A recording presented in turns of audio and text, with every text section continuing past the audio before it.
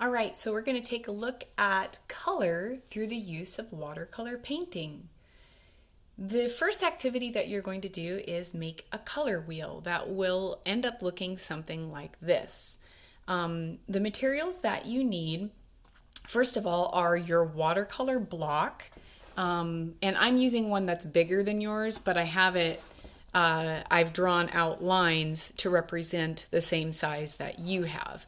But the watercolor block actually has an adhesive around all four sides of the paper, so it keeps it actually secure to itself so it won't buckle.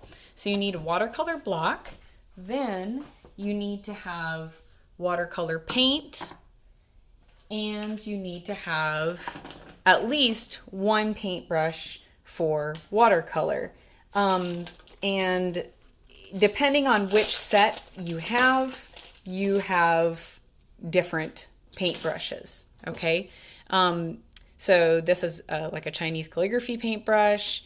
These are super groovy. I love them so much. There's actually water inside the handle and you squeeze it to have water come out the bristles.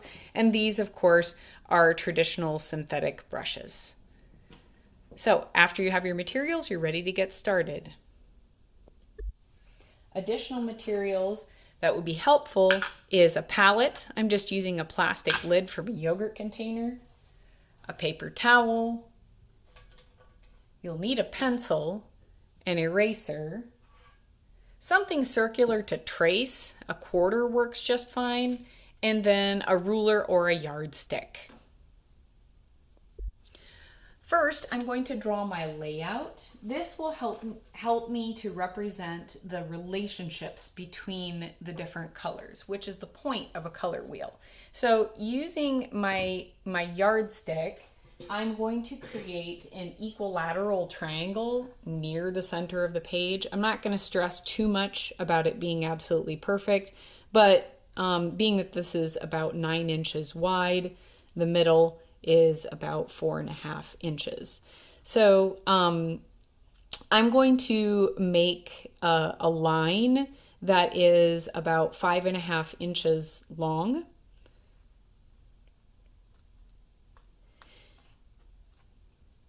And I'm not quite near the center there. So 5.5 inches. This is just a good proportion. And then I'm going to mark the ends so I know where that is.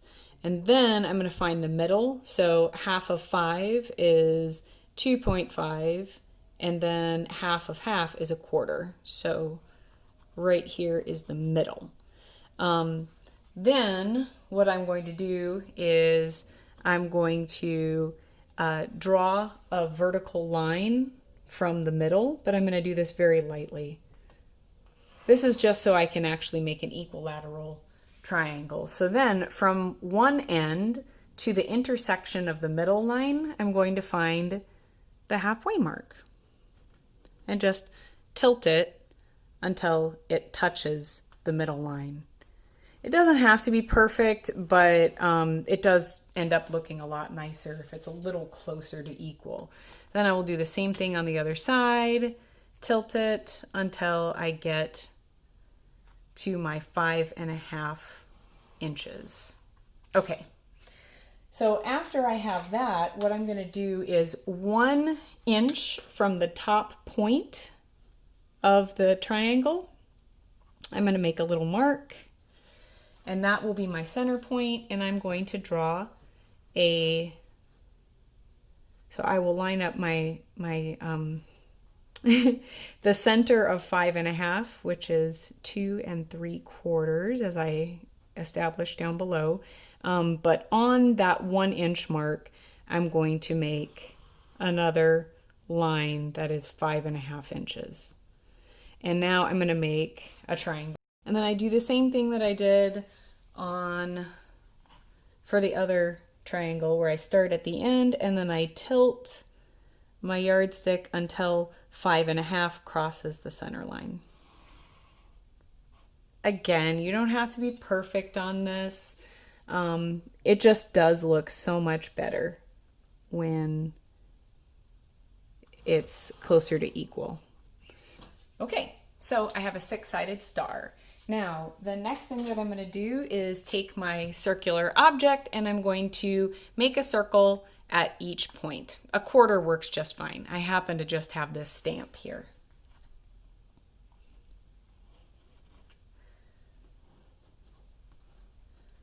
So I do that for each.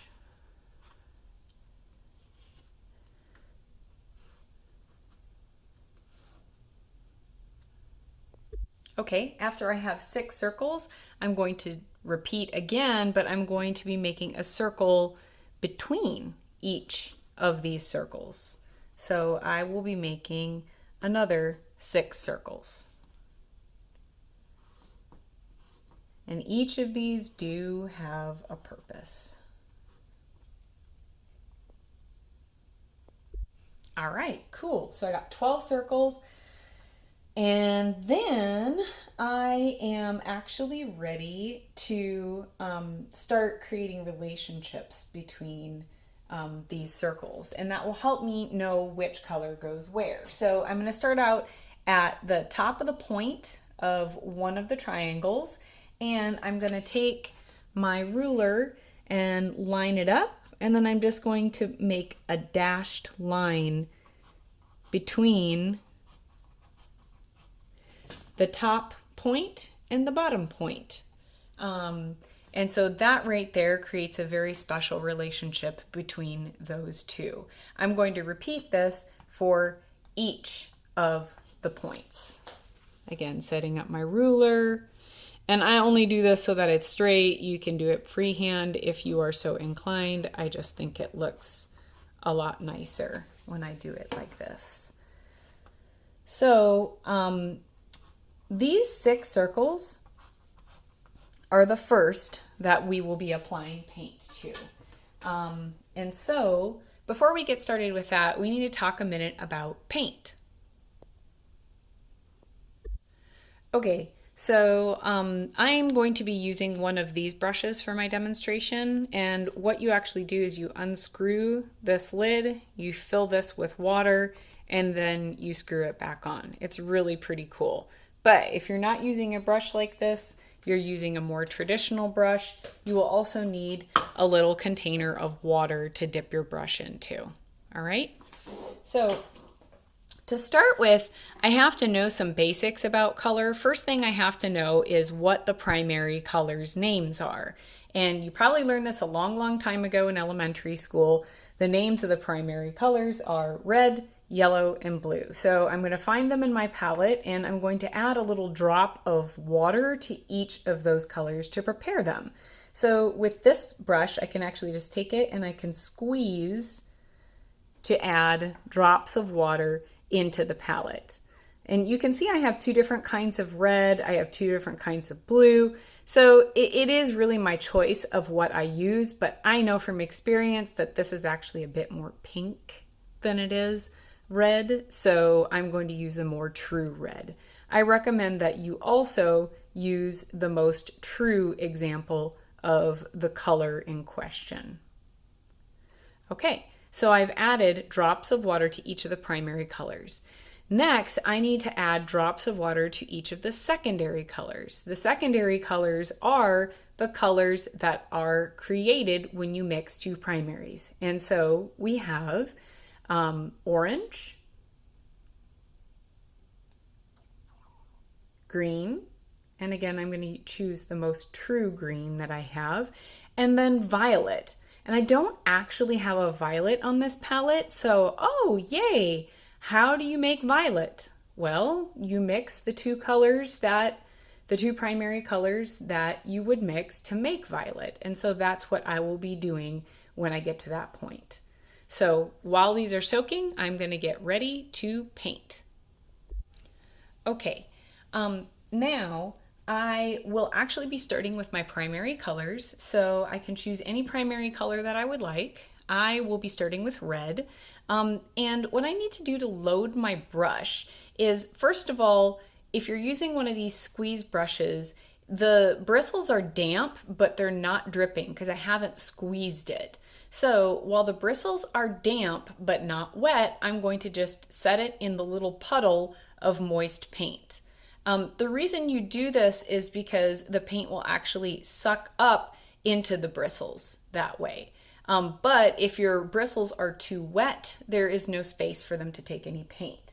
So if you are using a traditional brush, all you do is just lightly give the bristles a squeeze to squeeze out excess water into your container. Or you can use your paper towel to blot it off. That being said, you do end up using your paper towel quite a bit. This is a paper towel that I use and reuse. I take it when I travel. It's actually quite lovely, I think, and once it dries, I can use it again. Okay, so now I have paint in my bristles, and then I am going to choose which triangle will be that for my primary colors. I'm going to start right up here on the top point. Now, to control your brush, what you're going to do is actually take and set your bristles next to your pencil line, and then you're going to push down and just simply pull your brush around. Now, you can see that it actually starts to get kind of dry because I haven't been squeezing my brush. I haven't been adding water to it. So I can start here in the middle to add a little bit of water. I've squeezed it just a little bit and a drop of water came out. So now I want to extend that water throughout my bristles, and I'm very, very lightly squeezing the brush as I am just tracing around the circle. The cool thing about these brushes, there's a lot of cool things, is that I can stop squeezing and it'll actually pick up some of the excess water that's left on the surface as well. Now, that's a nice coat of paint. I will tell you, if it is entirely too much paint, I can take my paper towel, I can blot off the excess water, and then I can actually use the brush to pick up paint and remove if there is too much. But in my opinion, that was actually a good coat of paint. Now I need to change and go to another primary color. So whenever I change colors, I have to actually rinse my bristles. If you are using a regular paintbrush, that's when you go in and you rinse it with your water. But if you are using one of these squeeze brushes, I just squeeze and I get a couple of drips until the water comes out clear. Then I'm ready to go to my second color. My second color that I will use is blue. Now, to know where to put the blue, it's really important that you are on the same line. So I'm going to follow this triangle's point, and blue will go right here. So I'm going to use the same technique, set it next to the line, slightly squeezing the brush, and I'm going to just pull it around and then spread the paint. If it's not saturated enough, I can go back, pick up more color, and I can set it in. Okay, so now I need to change my color. Again, I'm going to squeeze until it comes out clear. You will also notice that these bristles do get stained. This is stained blue from many, many, many paintings, but that color does not come out in my painting. So the last primary color, of course, is yellow, and so as I followed the line to get to blue, I'm going to follow the line to get to yellow. That's where yellow goes. I'm going to pick up from my palette and then apply the same techniques.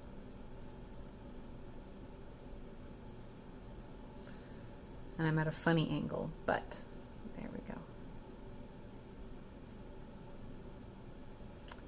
One thing that you'll notice is watercolor paper can take a lot of water, but try to avoid scrubbing it with your brush or you can make a hole in it.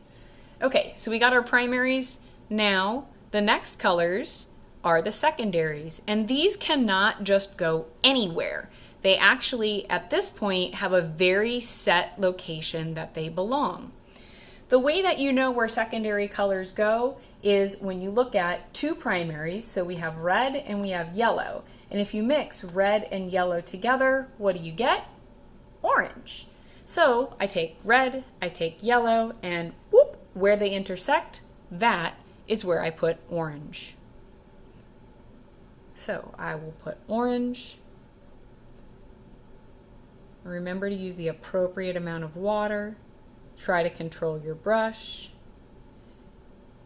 And that being said, if you do make a mistake and you go outside the line or something like that, you can actually use your paper towel to suck up some of that color. Or you can use your bristles. I should have done that over here, but I didn't. At this point, it's probably a bit too late. So I'm going to do the same thing here. What color goes here? We have red, we have blue, whoop! What goes there? Violet. And actually, I don't have violet in my palette, so I'll do that one last. Let's do it here. Yellow, blue. What goes there? Green. So I'm going to clean my brush. And you will see if you do not clean out your brush before you go to your next color, you're going to get color mixed in. It's easy enough to clean out. Just use your paper towel and dip it in the palette to remove the color, the unwanted color. Whoops, I'm in the wrong green. This is the green. Okay. Always double check and make sure that you are in the correct circle. Otherwise, your color wheel will not make sense. The purpose of a color wheel is for planning, but it also has the ability to display prominently the relationships between colors. And that is one of the major reasons we are making one right now. Okay, so now we have our final secondary color that needs to be made, which is red plus blue equals violet. Now, to mix colors, you will need a palette. So I like to use a plastic lid, or your kit may actually come with a palette. Mine does, so I'm going to be using the palette that is in my kit. And what you're going to be doing is, of course, mixing red and blue. But the question is, how much of each color? Because you can end up with a sea of color that is not the right color if you don't do it correctly. So what you need to first determine is which of the two colors is stronger. Most times this coincides with which color is darker, okay? And in this particular case, the pigment in the red is actually stronger than the pigment in the blue in this particular paint. In most cases, blue would be stronger than red. But, so I'm going to take blue first. I'll pick it up from my palette and I will set it into one of my mixing spaces. I could do the same here on this plastic palette. Then I'm going to drop water from my brush bristles into the palette to rinse the brush. Then the excess will go into my paper towel. Then I will pick up just a smidge, a touch of red, and I will mix it directly into the blue. And voila, you can see I have violet. After I have violet, I can go red, blue, violet, and I can paint it accordingly. So that was easy enough, and I'm sure you may be asking yourself, what in the world are these remaining circles for? The remaining circles are for another group of colors that are referred to as the tertiary colors. So again, we have the primary, which are the first colors, the secondary, which of course are the second colors, and then these are the tertiary, which are the third colors. And so to make the third colors, basically what you're doing is you are mixing one primary and one secondary, and you're getting a tertiary. So in this case, I have red and I have violet, and mixed together, they make red-violet. So to make this color, all that I do is I pick up a little bit more red and I mix it into my violet. and then I take that color, and you'll notice I just mixed it in one little section, not the whole thing. I do that for a reason, and I'll tell you why. Then I just take this and I mix it. I apply it directly to the circle that it belongs. That is red violet.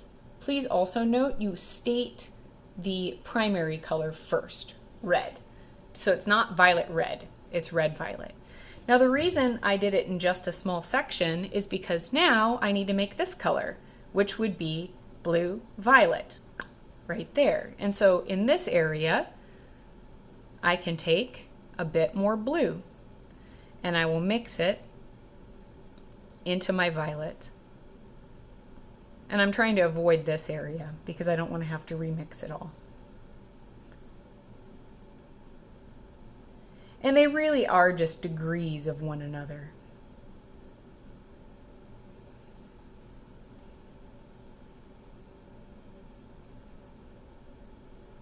There you go. So then I continue the process for the other colors. So right here I would have red, orange. Here I would have yellow, orange. And then here I'm going to have yellow, green. And then here I'm going to have blue, green, right there. And so I go through the process. Now, there is another way to create tertiary colors rather than just mixing in a palette. Another thing that you could choose to do is to layer colors. So for example, if I was going to make blue-green right here, what I can actually do is I can take my blue paint and I can apply it to this circle.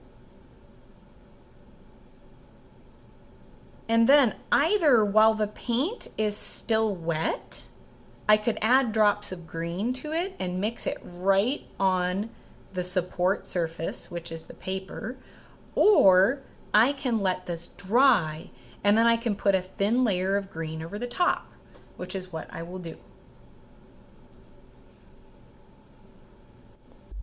While that is drying, I'm going to mix these other colors.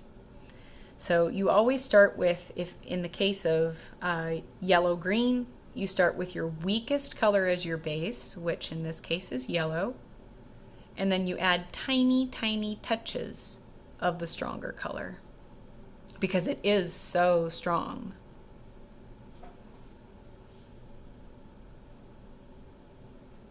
And you can see just a little bit goes a long ways.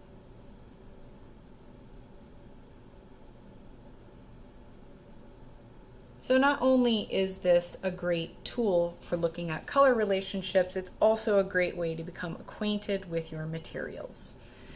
So now, right here, yellow, orange. Yellow is my weakest color. Orange is my stronger color.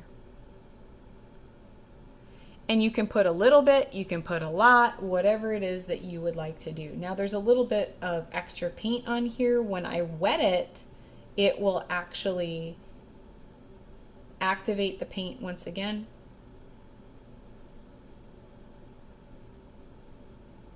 So that it will, for the most part, lift the stain. So that's not very different from yellow. So I can actually go back, take a little bit of orange, and I can drop it. I'm just using the squeeze technique. I can go back and I can put drops of orange directly onto the surface, and then it becomes yellow-orange. And now that this is really wet, it's easier for me to mix it right on the surface of the paper. But again, I'm not scrubbing because I don't want to make a hole in my paper. Okay, that's not quite dry yet, so I will go right here. And again, we have red, orange, and the weaker color in this case is orange. So I'm going to take my orange, and since these colors are similar to one another, I can mix it in the same palette space. And then I take just a touch of red and see how it influences and changes that color a lot. Then I go back in and apply my color.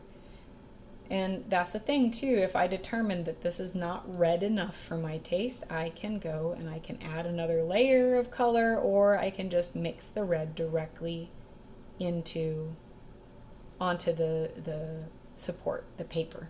And it is not very red, but I am, whoops, that's a lot of red.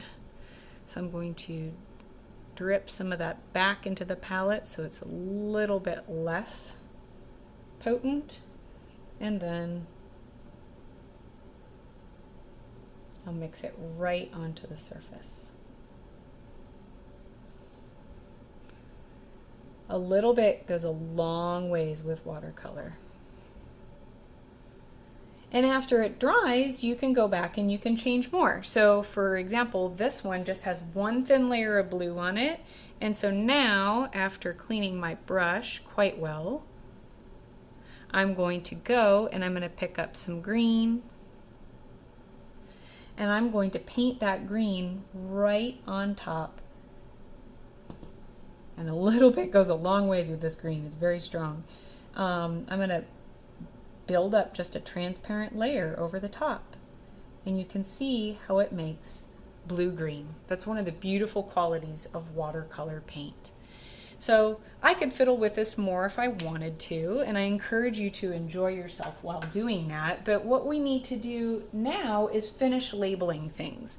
So between each circle, what you're going to do is make a double-sided arrow. Do it between all of them. This is talking about a very specific relationship of similar colors. We've talked about it before in class. They are known as analogous colors. So this is just a little reminder that they do have a special relationship. And please note that this analogous relationship actually spans more than just the colors right next to one another, but typically it is 3 to 5 colors next to each other on the color wheel. So for example, 1, 2, 3, 4, 5. These colors would be considered analogous. Or you can do 1, 2, 3, 4, 5. These colors would be considered analogous. So last thing you need to do is down at the bottom of your paper, make a little key. This dashed line that we drew in here, this relationship is complementary colors. And we talked about this a little bit in class, but they are colors that are opposite of one another, red and green, blue and orange, violet and yellow. Next, this double-sided arrow right here we just talked about is analogous, which is colors that are similar to one another, and they're next to one another on the color wheel. The last thing you need to do is find your tertiary colors and make a little circle around each of them. This will identify them as being different from the primary and secondaries because these are the tertiary colors. And they are always called out by the primary color's name and then the secondary color's name. So in this case, we have blue-violet, and this is red-violet,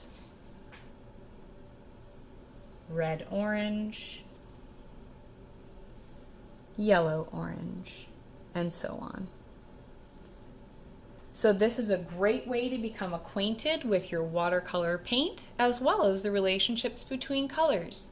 After completing this exercise, move on to your brushwork exercise detailed on eCourseware. I hope you enjoyed. Thanks.